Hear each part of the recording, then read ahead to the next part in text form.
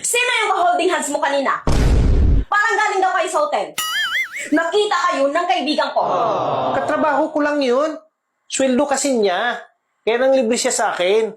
Porket sahod at katrabaho, mag-holding hands na? Karelasyon mo yan, ano? Wala akong karelasyon. Maniwala ka naman. Kung hindi mo nga karelasyon, bakit kayo nag-hotel? Oo, may nangyari sa amin. Pero wala naman kaming relasyon.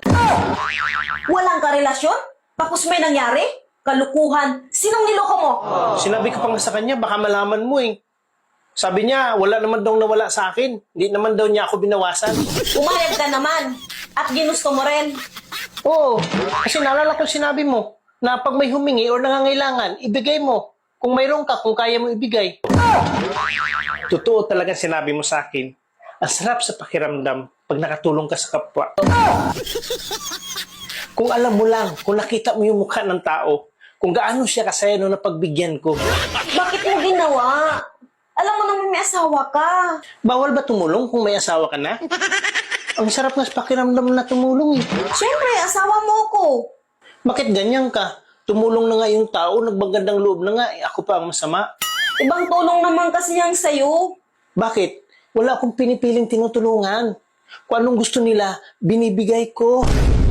Ah, ganun pala ha. Ako ba matutulungan mo? Oo. Kahit anong gusto mo. Period. Ah, ganun ba?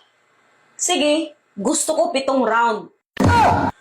Parang sobra-sobra naman ata yan. So, hindi mo kaya.